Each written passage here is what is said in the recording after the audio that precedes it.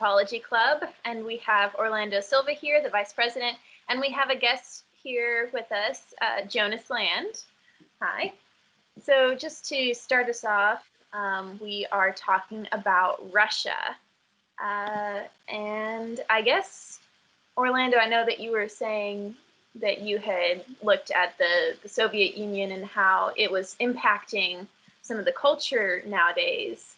Do you want to go into that a bit? Yeah, definitely. I mean, when it comes to Russia, I mean, there's so much to talk about. It's kind of crazy. But one of the first things I saw is that they have this focus on family and I guess this sort of nationalistic kind of persona as well, like just this closeness. And that's kind of a remnants of the Soviet Russia and kind of how they influenced their culture, where essentially, they don't really trust too many people outside of their inner circles.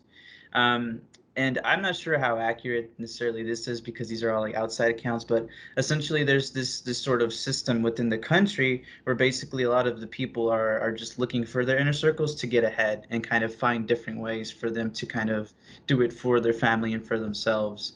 And there's all kinds of stories about how there's deception and that they're having to like overcome that. And from a very young age, they're essentially having to figure out a way to come on top.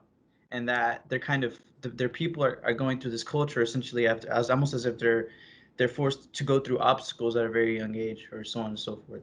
At least that's what I understand from it. Not sure what you guys think about that. Um, yeah, that sounds highly plausible.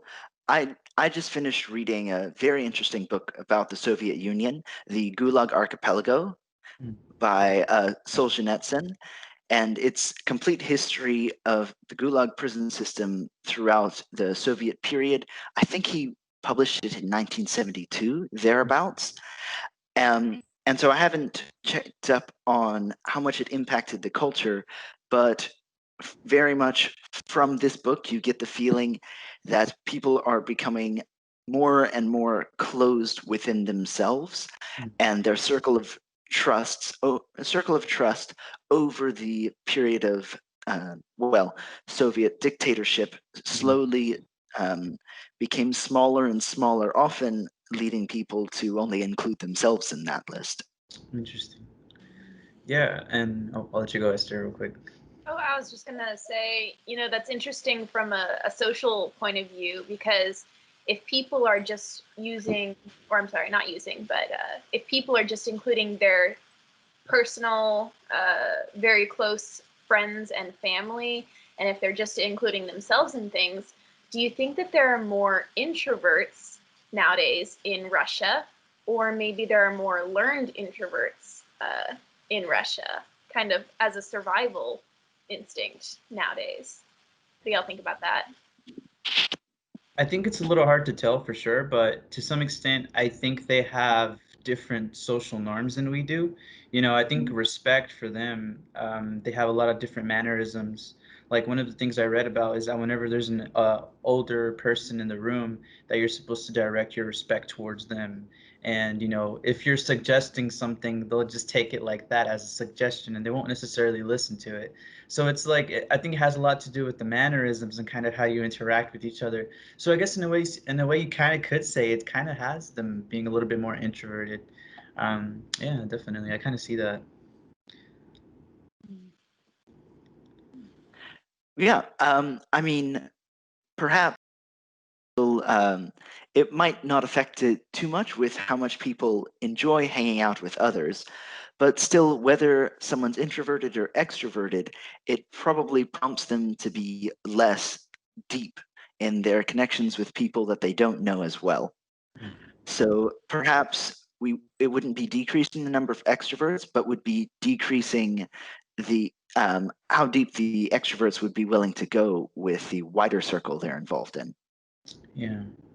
And I mean, just kind of staying on the topic of like Soviet Russia and the impact it had. I mean, it's hard to talk about Russia and obviously not in the communism, but I think it's interesting like the process that communism went through in Soviet Russia, where basically it kind of started off in this progressive era where essentially they were reforming education, reforming even the social structure, where it was a lot more free in the beginning. It was you saw a lot of revolutionary movements in terms of the the architecture, the art side, and the cultural side in terms of like ballet and so on and so forth, and even musicians and films. And they were kind of, the state was actually telling like film artists, yeah, you guys can go ahead and make films to influence the public. Like they were actually promoting that. And that all happened around like the Lenin age, around like, if I'm not mistaken, it was the 1918s to 1929. And then once like Soviet Russia, in terms of like Stalin, once that era came around, that's when you kind of saw all of the more authoritarian side come through, where people were saying, oh, well, all that stuff you saw in the past, yeah, we're kind of getting rid of that. Yeah, we're taking over everything. Oh yeah, all that free art, all the music you were listening to, no, none of that. So I think that's kind of interesting because in some ways you can kind of relate to the US today and why people are kind of afraid of communism, because a lot of the new ideas coming out right now are what are just like, public policies about, oh, free healthcare and free school and so on and so forth. So it's, I guess that's why people kind of looked at what Russia and what happened there, and they're kind of having a fear that the same thing could happen here as well. So I thought that was an interesting kind of parallel, like of how it started and how it ended up. Yeah. I mean, it is rather interesting. It's uh, it's in almost every communist country. It's not, however, unique to communism, it seems. I Yeah. know I'm quite interested in history, and so it seems that pretty much every revolutionary government that's set up is extremely idealistic at the beginning. Everyone's super excited. They're getting everyone pumped up that this is the new thing. And either they end up carrying on in that direction and doing relatively well with slowly reforms getting better. So America would be somewhat like this, where they definitely were not perfect at all at the beginning, but we've progressed. Well, you all a bit more than me, since been living in Africa whole life, but America's slowly progressed over time.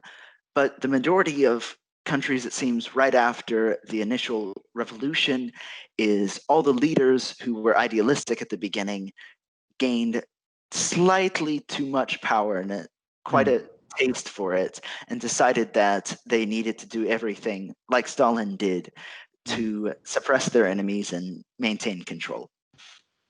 Yeah, definitely. And I think that's something that can be, like how you were saying, maybe it's not necessarily something that comes out of communism in of itself, but it can be a subproduct to people who are in power essentially and getting power hungry. Yeah. Yeah, yeah, definitely. I mean, being communist does help in that sense because, I mean, much more so than a laissez-faire society, you give power to the government.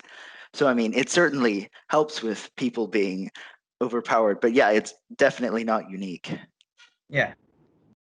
There was something I was thinking about. How about you, Esther? You got something to add? Um, I had something and then I forgot it. So no. Um, There was something interesting that actually was not in the research that I did recently, but I heard about like our own foreign affair in terms of the U.S. and Russia.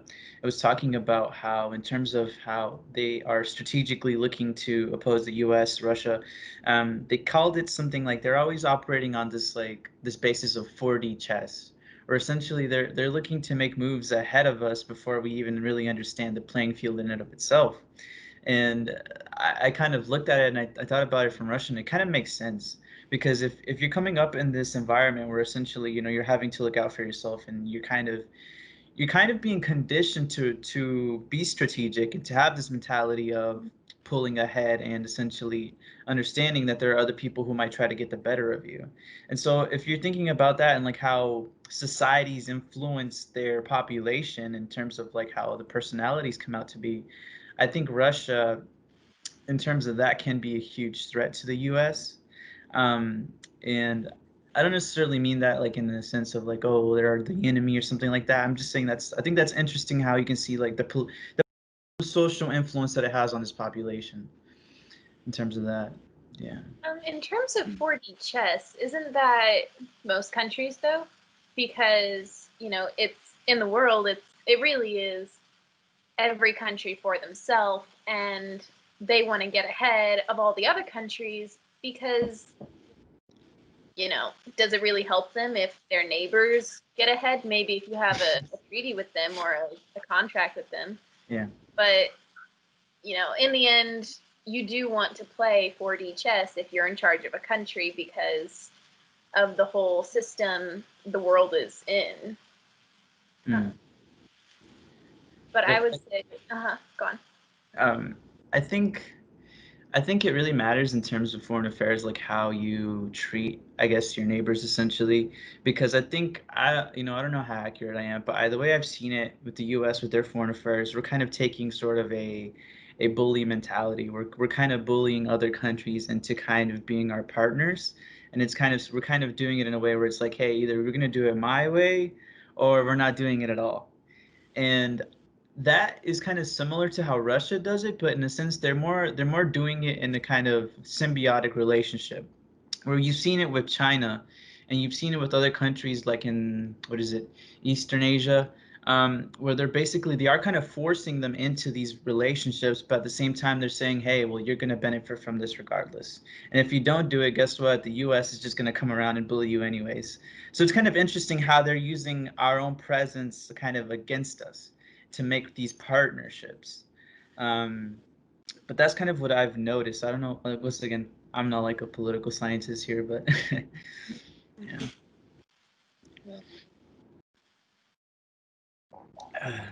But yeah, so yeah, that's about as much like Soviet Russia. But I don't know about you guys. We can switch the topic definitely.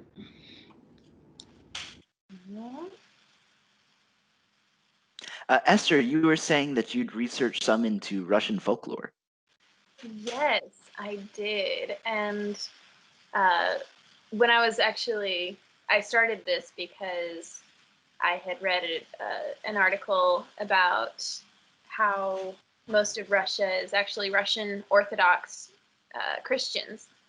And I think it said that more than half of the population there was that. And then the second most popular was Islam, which is about 10 to 15% of the population. And then the third most popular religion is Tengrism, I think it's called, which is kind of it was described as a pagan, animistic, shamanistic kind of religion. And that actually came from the Turks and the Mongols in Central Asia. So, you know, if you're kind of looking at those three religions, all of those aren't really from Russia. You know, Islam and the church are from the Middle East, and then Tengrism is from more Central Asia, which is, you know, below Russia. So it was interesting how the main religions there don't originate in Russia. But then when I was looking at folklore, it was really, really interesting because the spirits that they had, the nature spirits especially, they would be portrayed as protecting humans. And then as time went on, they became more malevolent and they, you know, did not want to protect the humans. So when you think about that in terms of the culture and the history of Russia and the history of the folklore, you go from the gods being, or maybe not the gods in this scenario, but supernatural beings being there to help people, to supernatural beings being there to destroy people. And actually, there was another part of it that I saw, and later on, the spirits were associated with unnatural deaths and improper burials. So, you know, you see that a lot in different religions and different folklores around the world. So that was kind of interesting how it took on a more common view of the spirits and how they came about. You know, you hear about ghosts being, oh, okay, they're vengeful spirits, so maybe they weren't buried properly, and maybe, X, Y, and Z happened. Maybe they were poisoned or something. And you see that in this Russian folklore. Yeah. Interesting. Are you guys at all like familiar with the Russian nesting dolls? Yes, they're pretty cool. Yeah. So I didn't really do too much research in terms of that, but I know that it's sort of a symbol for their country. And I'm not necessarily, I was wondering if you guys were familiar with that and why that would be the case. I'm not sure personally. Yeah, I haven't heard a lot about why they are. I do know that they usually depict a peasant girl, which is something that's not common in a universal kind of product of a country. But I don't know much else about it. No. Sadly. Oh, okay. This is going very well. Talking about products from Russia, y'all had told me before the podcast that y'all were familiar with some Russian literature. Do y'all want to talk about that? Oh yes. So would you like to begin, Orlando? Just some of the books that you've liked from Russian authors. Well, for the most part, I am familiar with two of them. I forgot the name. Oh, Leon Tolstoy. I'm not as familiar with him as I am Fyodor Dostoevsky.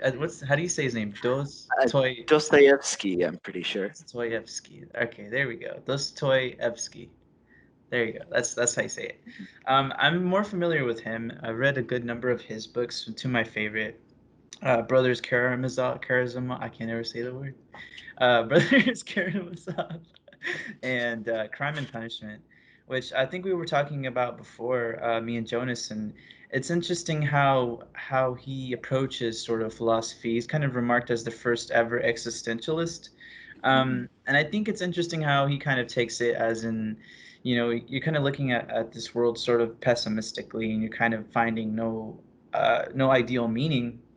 But one of my favorite books in Crime and Punishment, it's you kind of when you're looking at the book and you're reading it, it's kind of you're looking at the world through the eyes of a murderer.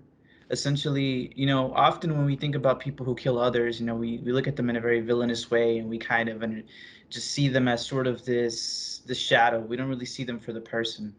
But with the book, it's a portrayal of this person who's through his whole life, all he's known is poverty. All he's known is just this terrible life. And you sort of kind of start to empathize with the character because his sister's in a really bad situation. His mom, she's on the verge, I think, of dying, and he has no money, and it's sort of a lot of suffering. It's very depressing for sure. But as he's going through it, he sort of turns his corner and he kind of looks at himself. He's like, am I driven to kill? He kind of asks himself that, and without really thinking, he just acts on that. And sort of when you're looking at it from that perspective, and when you're kind of looking at it from that insight, it makes you kind of understand why someone might be driven to kill.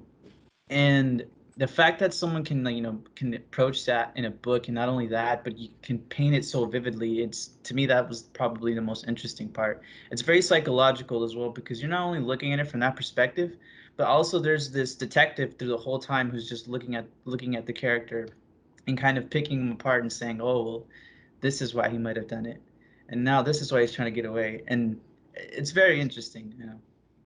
And I kind of just summarized the book for y'all, so sorry for spoiling. But yeah, that was one of my favorites. Yeah. How about you, Jonas? Well, the main Russian authors I know are Leo Tolstoy, Dostoevsky, and then Alexander Solzhenitsyn. So my favorite books from each of them, Tolstoy, I've read his War and Peace as well as Anna Karenina. And Anna Karenina, I think, is my favorite one of those two. It's brilliantly written. The descriptions are phenomenal, and you essentially each scene is described by going inside the person's point of view and seeing the scene from there. It's very fascinating, and it was quite interesting his change in his perception of society between the two books. So the first one was a praise of the nobility. So War and Peace is a praise of the nobility, and it was a description of how they helped stop the Napoleonic War, fought against Napoleon, and were heroic and whatnot. And then Anna Karenina is a really scathing critique of his society because Tolstoy at that time, highly dissatisfied with the state of it, he sympathized with the emancipation of the serfs. And so one of his big themes throughout the book is looking at the nobles and looking at the serfs and seeing that the nobles disregard, well, the people who were their serfs, but in a sense, um, he could see no more value. He could see far less value in the life of the nobles than he could in the life of the common people, which is pretty cool. And then Dostoevsky, I really loved Notes from Underground. It was brilliant, and it was rather depressing and very crazy. But he paints such a realistic picture of a brilliant and troubled and absolutely useless intellectual, which is quite cool. And then Solzhenitsyn, I've only read. I just finished reading it, the Gulag Archipelago of his historical novel, and it's probably my favorite nonfiction book now because it is brilliantly written, great descriptions. It's very thoroughly documented, but more than that, it's incredibly scathing and very tongue in cheek, and you end up reading through this thing of his these horrible experiences and his extremely painful life, and you end up just kind of laughing at the absurdity of it all. Mm. I don't know, it's absolutely brilliant, and he really helped to show the public that of that time in 1972, I think, was when he first published it, thereabouts, of the horrors that had happened and were continuing to happen, and managed to get a kind of a public outcry against them. Interesting. Yeah, I kind of see this theme, I guess, maybe in Russian literature, where they're more focused kind of on realism, no matter how, how daunting the topic might be or how it may seem to be depressing. I think their focus is just sort of at looking at this and being actually illustrated for what it is. And I kind of admire that about Russian literature. And it kind of, in a sense, kind of paints this picture of, well, when you're going through life, and everything isn't necessarily so nice. Life has this tragedy and this trauma, and we have to kind of learn to get through it rather than just avoid it. I think so. And yeah, I thought that was, especially with what you were saying there. So yeah. But it's also another theme I've kind of found in that is there aren't really any heroes. They're the people who stand up for what they believe in, and they're the people who don't. And both of those groups of people tend to do quite a lot of nasty things and believe quite a lot of nasty things. But in the end, it seems like, from what I've been read of it, that in order to stand up, it's kind of standing up for the truth is one of the big things that Dostoevsky and Tolstoy and Solzhenitsyn wanted people to try and be able to do. Definitely. Yeah, that's for sure. That's really interesting. We are nearing the end of the podcast. So, do y'all have any final thoughts about any of this? Anything stood out to y'all? I guess I'll just go off of like what I admire about Russian culture is just, is their closeness and kind of also their, I guess what's the best way to put it is their knack for overcoming obstacles and just it seems to me like they kind of cherish this idea of overcoming. and that's kind of what I admire. So, yeah. I admire, well, from the Russian authors that I've read, which I assume is a part of the culture as well, is kind of a spiritual strength that is built from living in a place that is not great politically and rather repressive, and working through that and overcoming that with a great individual strength and a great individual kind of moral courage. Well put. And I really liked the Russian culture in terms of the folklore. I've always had a weak spot for folklore. Mhm. But I really liked the fact that the spirits had kind of an evolution to them. And, even if it wasn't from bad to good, it was still a form of an evolution. It was from protective to malevolent, So I appreciated that. It's real. Seemed real. All right. Yes. Okay. Thank you so much for joining us. This is the Richland Anthropology Club signing off. All views and opinions stated here are our own and do not belong to the Dallas College or Richland campus. Thank you for joining us. See you next time. All right, let me close this. Okay, cool.